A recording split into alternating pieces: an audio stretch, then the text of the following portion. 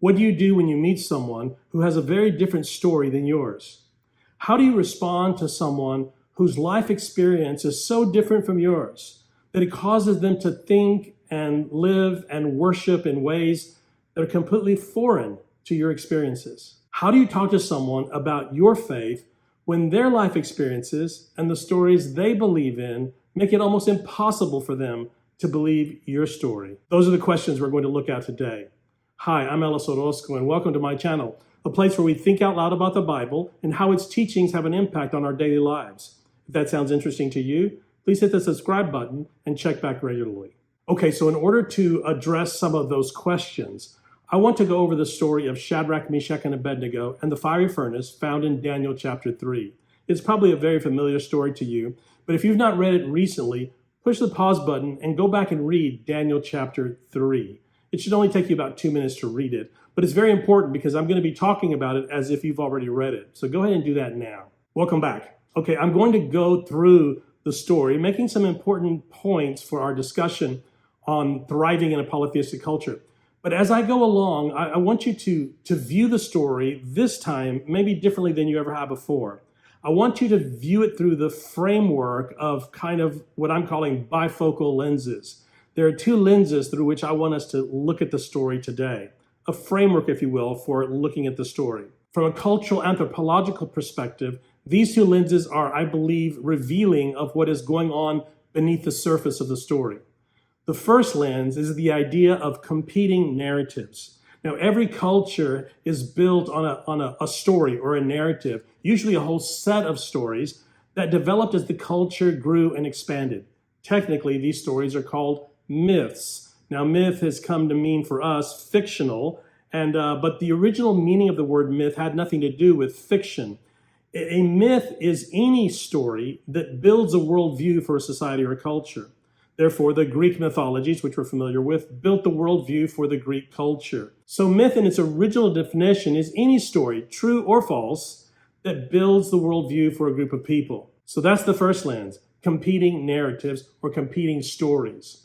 The second lens through which I want to view this story is the idea of the limitations of tolerance as a virtue. Now, I need to unpack both those lenses a little bit more so you'll understand them a little bit better when I come to them in the story.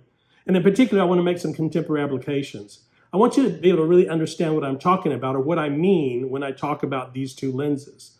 So the first lens is the lens of competing narratives. And the a priori assumption of this is that we as human beings are not primarily intellectual creatures. We are not, first and foremost, driven by facts and data and logic. No matter how much modernity wants to claim that we simply are not.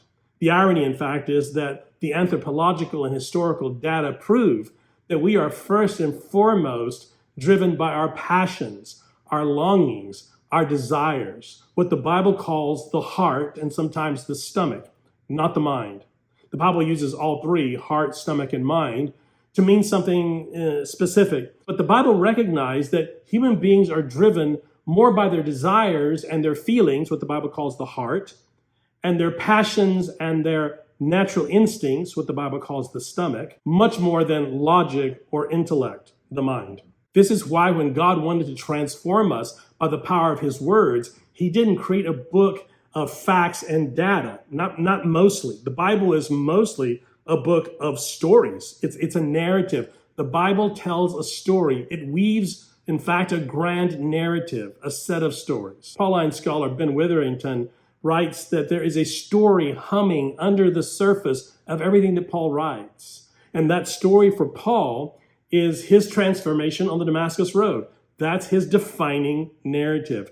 But we all have them. And we are driven more by those stories, more by the narratives, more by the feelings and the longings and the desires than we ever are by facts or data. You know this to be true in your experience. I know it to be true in my experience. I need to lose 30 pounds. I desperately need to lose 30 pounds. Now, I've studied it. I understand the logic, the rationale, the science behind weight loss and weight gain. It's not hard to understand. This isn't rocket science. Everyone understands. I know factually, intellectually, I know that I don't even have to exercise. All I have to do is have 1,800 calorie intake a day, and I will lose weight. Very simple, right? Those are the facts. But it's hard.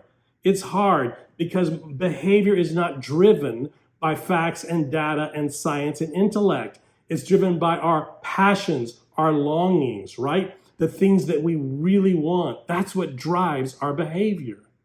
And it's the narrative of our story that drives what we do and eventually who we are. My mom has a picture of my dad that I love. It's my favorite picture of him. It's his first grade group picture. And you can see him, I can spot him, I recognize him immediately, even in the first grade. But it's my favorite picture because there's actually a hole in the picture. There's a hole where my dad's feet should be. You see, my dad apparently was one of only 2 children in the entire class who was so poor that he could not afford shoes. He was barefoot.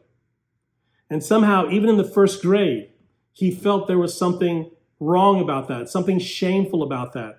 So before he ever got the picture to his parents, before he even brought it home, he took out his little penknife and he cut his feet out of the picture. That is the story of my dad's life. That's the paradigm by which he lived his life. Work hard, work hard, work hard to make as much money as you can, to save as much money as you can, to give it all to your family, to your children, so that your children will never have to cut their feet out of the picture. That's my dad's story. I have a story. You have a story. We all have these narratives by which we live, and it is those narratives that drive our lives. That's the a priori assumption of this idea of competing narratives. So I want you to look at the narrative driving each character in the story and see how they become competing narratives. And that's when it starts to get dicey. So at the end, we'll talk a little bit more about competing narratives and we'll apply it to the secular age that we live in. But the second lens is the lens that I call the limitations of tolerance as a virtue.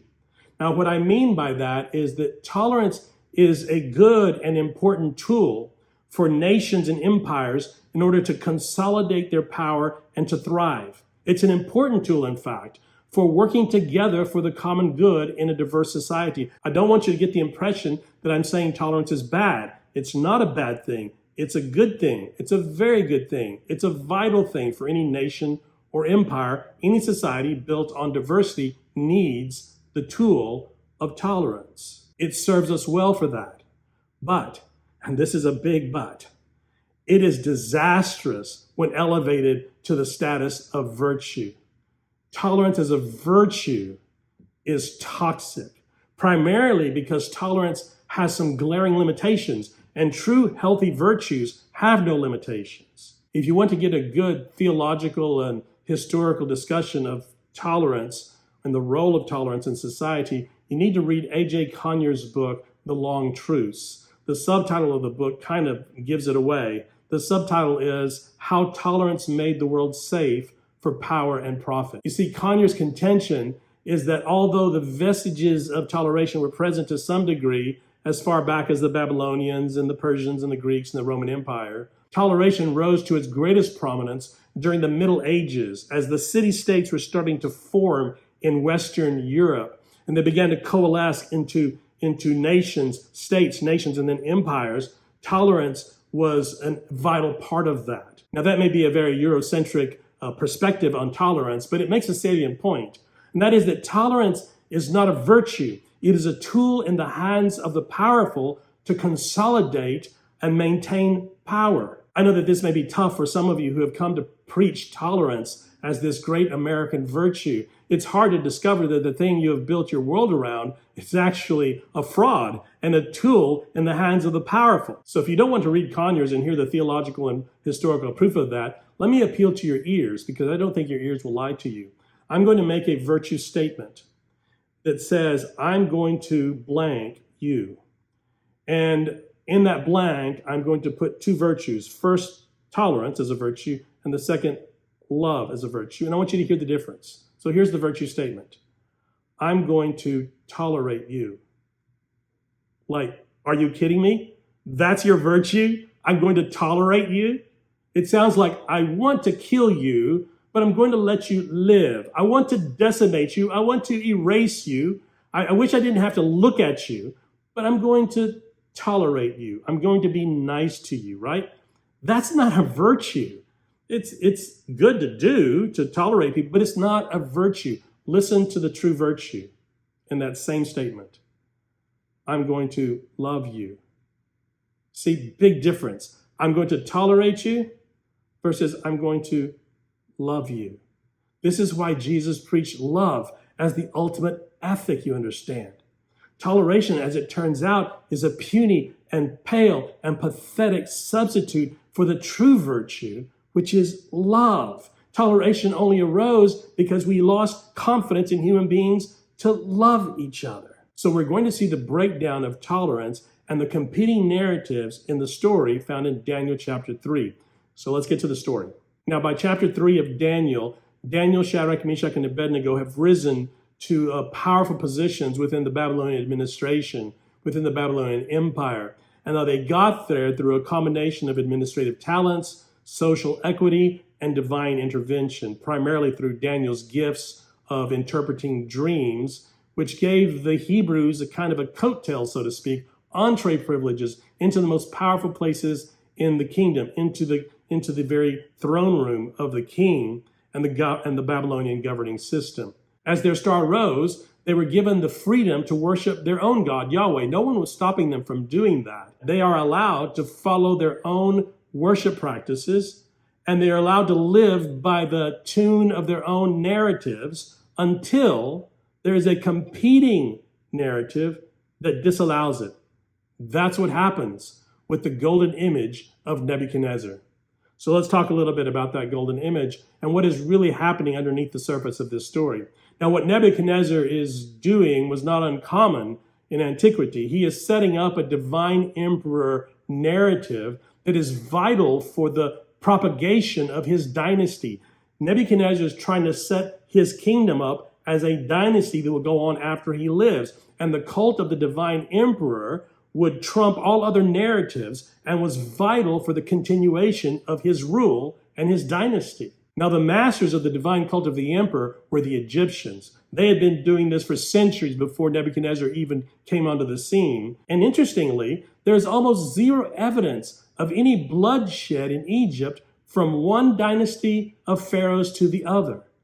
The reins of power would transfer from one family of pharaohs to another through the power of the narrative of the divine emperor, the divine pharaoh. Now, pharaoh was in Egypt was the word for king or emperor. This was a powerful narrative, so powerful, in fact, that Egyptologists conjecture that the only thing that ever ended a particular family dynasty of pharaohs was not rebellion or civil war, but in fact, it was the sterilization of the pharaoh because of inbreeding. The inbreeding they did, they would marry sisters and half-sisters, and at some point down the line, the pharaoh would become sterile and unable to produce children, and that would end the dynasty. But it wasn't through violence, because that was the power of the divine emperor cult. Now, Nebuchadnezzar is taking a page from the Egyptian playbook in attempting to set up a divine emperor cult for the solidification of his power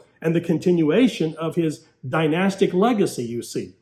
This is why he is so angry at Shadrach, Meshach, and Abednego when they fail to comply.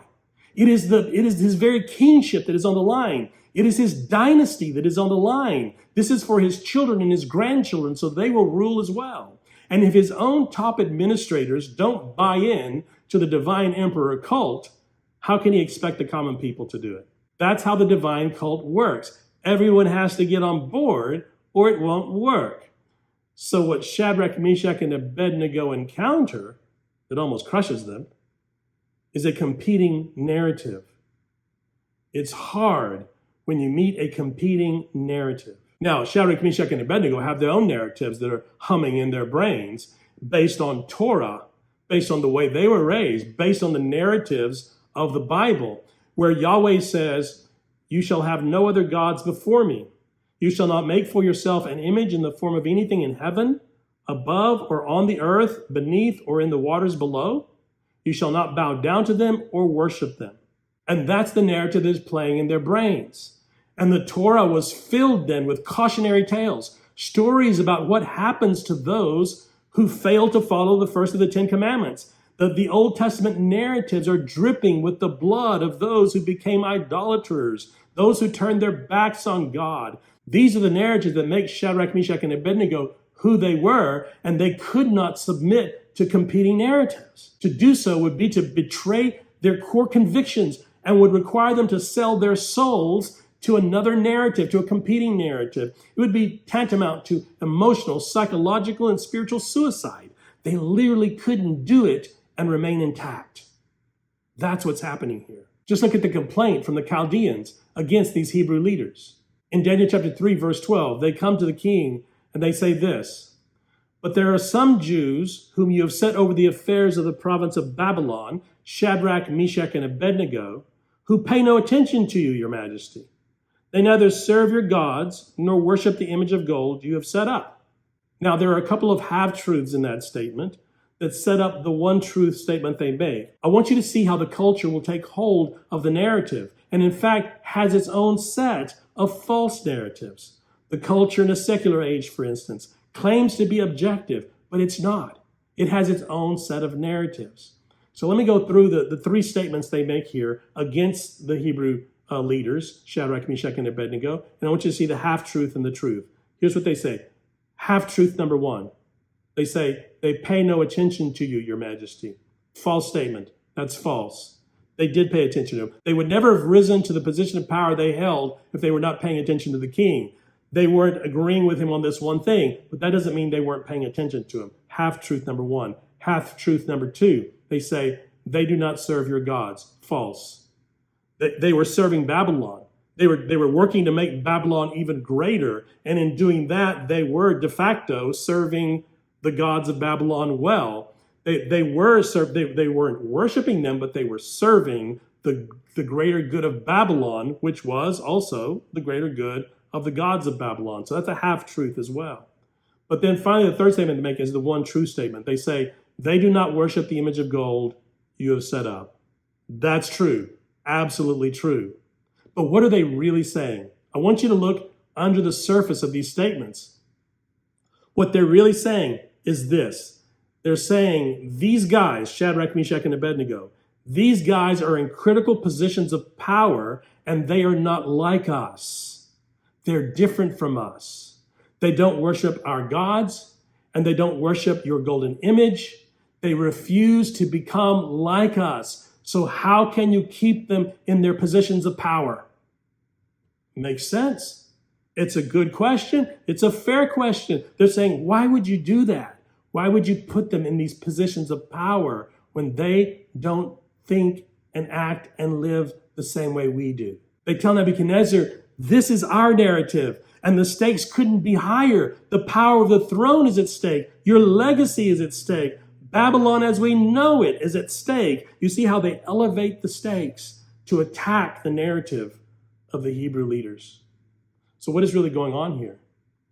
It's a competing narrative created with lies and half-truths and just enough truth to make it palatable. See, the reason it is so dangerous is that there's just a pinch of truth in it, and that's enough to make it sound right, sound logical. The danger with this false narrative is that it makes so much sense. Yes, of course. Why would you keep them in power? Why would we allow these foreigners to come in and take power? It makes sense, and that's why it's so dangerous. Charles Taylor, in his book, A Secular Age, which I've referred to before and will continue to refer to, because I think Taylor is probably the most brilliant map maker for us. He has created this map of the secular age, what it looks like and how it developed. But in his book, Taylor, one of the things he does is he challenges the grand narrative of the secular age, which goes something like this. I'm going to fumble around with it a little bit, but because it's not easy to encapsulate. But this basically is the narrative, the sacred narrative of the secular age. And it's basically this. The worldview of the secular age is simply what you get when you base your ideas on facts and logic and observable data. In other words, secular age thought is simply logical and rational thought purged of all dogma and religious thought based on myths, legends, superstitions, wishful thinking, delusional thinking. You see, this is the grand narrative of the secular age, that our worldview is simply what you get when you take away all this other stuff, all these myths and superstitions. Taylor, in fact, calls it a narrative of subtraction. If we just subtract all the fantastical thinking and the ridiculous superstitions and the mythological stories of religion, then what we are left with is this rational and logical thinking of the secular age, which is based completely on rational thought and logical conclusions and solid data. Taylor sets out to show that that is a false narrative, that that is not what the secular age is at all, that the secular age has its own narrative, not created by subtraction of other narratives, but formed in its own right, with its own mythological stories and its own liturgies and its own sacred texts and its own passions and its own fervor, a fervor that can only be described, by the way, as religious. If you've ever gotten into an argument with an atheist or a secular humanist, you see the fervor that can only be described as religious. In other words, the secular age has its own religion with its own narratives that are no more valid than any other competing narratives. You see, that's why Yahweh's rescue of the three Hebrew leaders, Shadrach, Meshach, and Abednego, from the fiery furnace is not a vindication of Shadrach, Meshach, and Abednego. Not at all. It has nothing to do with Shadrach, Meshach, and Abednego, and they seem to know it. They as much as admit it. They say it's not about us. If God saves us, he saves us. If he doesn't, he doesn't. Either way, we're not changing our narrative to fit yours because it's not about us. So what is it then?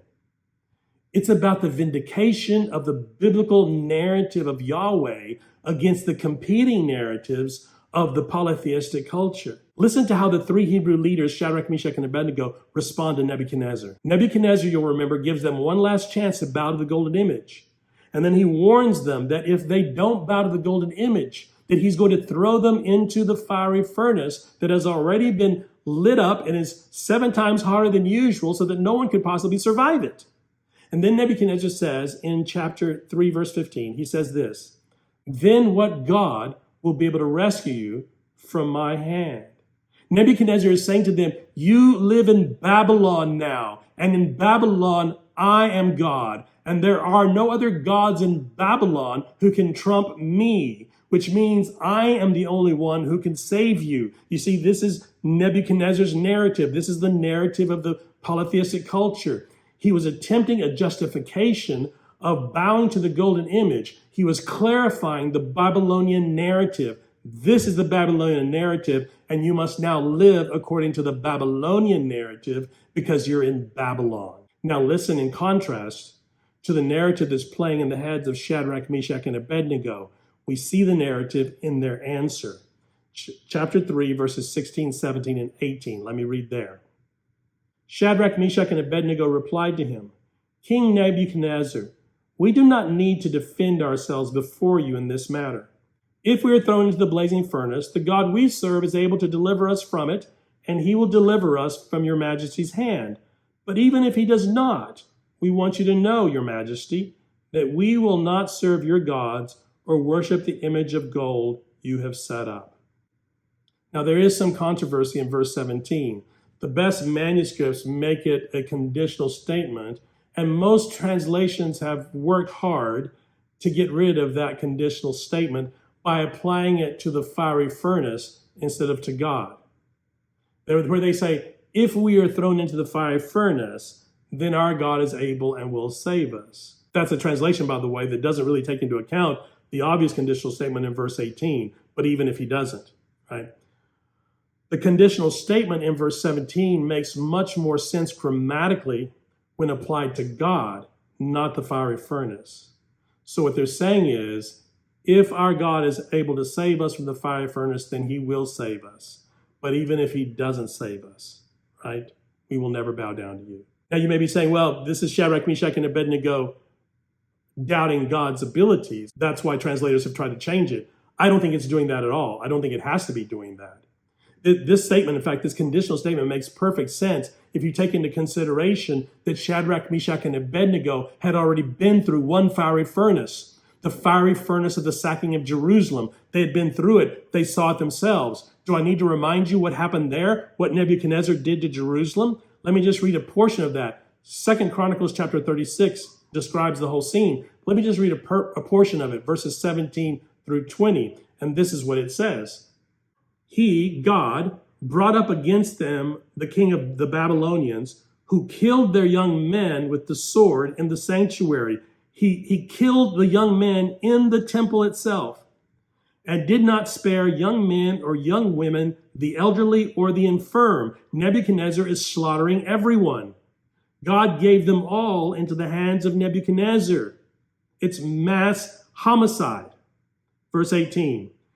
He carried to Babylon all the articles from the temple of God, both large and small, and the treasures of the Lord's temple and the treasures of the king and his officials. They set fire to God's temple. Here's the fiery furnace. They've already been through the fiery furnace. Here it is, verse 19. They set fire to God's temple and broke down the wall of Jerusalem. They burned all the palaces and destroyed everything of value there. And then, after all of that carnage, verse 20, finally, he carried into exile to Babylon the remnant who escaped from the sword. The few who were not slaughtered, in other words, including Shadrach, Meshach, and Abednego and Daniel, were taken captives. And they became servants to him, King Nebuchadnezzar, and his successors until the kingdom of Persia came to power. So Shadrach, Meshach, and Abednego knew from firsthand experience. They were eyewitnesses to it. They knew that God doesn't always rescue people from fiery furnaces. That sometimes really good people, people that they love, sometimes they die in the furnace. They had plenty of loved ones, people they respected, those who were serving in the temple, the most righteous among them, and they saw them slaughtered at the hand of Nebuchadnezzar. They saw the temple burned to the ground and everything burned up with it, including the corpses of their loved ones. And they knew from experience, sometimes Yahweh doesn't rescue you. So what do you do with that? Well, when you come to your next fiery furnace, you say, we'll see. We'll see whether or not God saves us. Maybe he will, maybe he won't. We believe that he can and will save us. But please know this, that even if he doesn't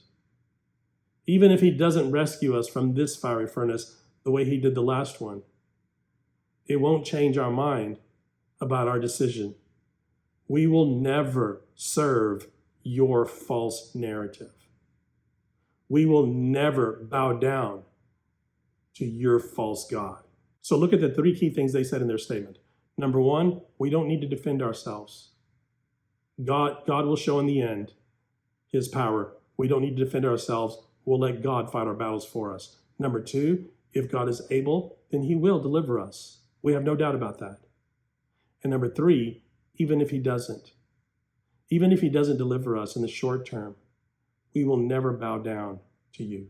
So can we say to a polytheistic culture with an aggressive agenda built on what Charles Taylor calls exclusive humanism, can we say to that culture, hey, look, we don't feel any need to defend ourselves against you. We don't think our words will prove our narrative superior to yours anyway. Words never do. Because we are not driven by logic or facts, and neither are you. We are driven by passions and desires and longings, just like you, and by the narratives of those passions and longings and feelings, just like you. That's true of every religion on earth, and it's true of the secular religion of the secular age. So in the spirit of Shadrach, Meshach, and Abednego, we say, we'll let God fight our battles for us. And we'll let our actions and the future ramifications of our narrative speak for themselves. But even if things don't go our way in the short term, please know that we will never bow down to your demands. We will never capitulate to your false narratives. And this is the place in the story where tolerance completely breaks down. Nebuchadnezzar was proud that he had built possibly the most progressive culture of his day, a culture that was comparatively tolerant of other gods. But tolerance by its nature is selective. It always is.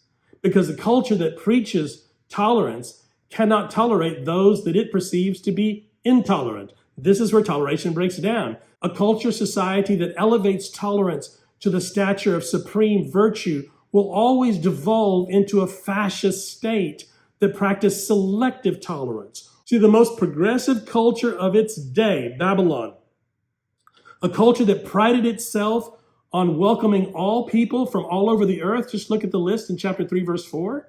There are people from all over the Mediterranean world. It prided itself on accepting them, accepting their gods. And that beautiful, tolerant, progressive culture is reduced to throwing disagreeable people into fiery furnaces. There is only one virtue worthy of that elevation, only one virtue that is truly inexhaustible and incorruptible.